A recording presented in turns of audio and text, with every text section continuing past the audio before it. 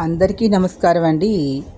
ఈరోజు మన పూరి కూర తయారు చేసుకునే విధానంలో పూరీ పిండిని ఇందులో చూపిస్తున్న విధంగా పూరీ పిండి తీసుకొని ఒక బౌల్లోకి ఒక 2 కప్పుల పూరీ పిండి తీసుకుని దాంట్లో కొద్దిగా సాల్ట్ వేసి ఇందులో కలిపిన విధంగా కొద్దిగా గోరువెచ్చని వాటర్ కానీ లేదంటే కొద్దిగా గోరువెచ్చని నూనె కానీ వేసి బాగా కలిపి ఇందులో చూపిస్తున్న విధంగా కలిపి ఉండలా చేసి ఒక అరగంట సేపు పక్కన పెట్టుకోవాలి.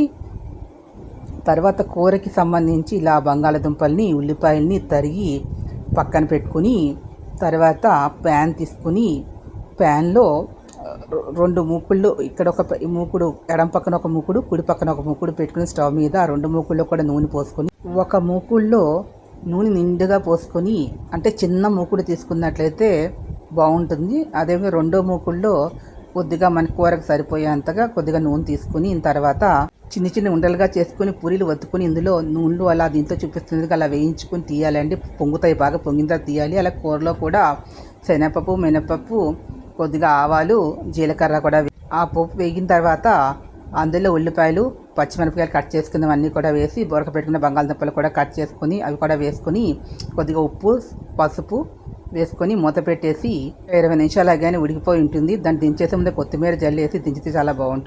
ఈ వీడియో మీకు నచ్చినట్టు లైక్ చేయండి, షేర్ చేయండి, సబ్స్క్రైబ్ చేసుకుని ఒక చిన్న లైక్ ఇచ్చి ఎంకరేజ్ చేయండి.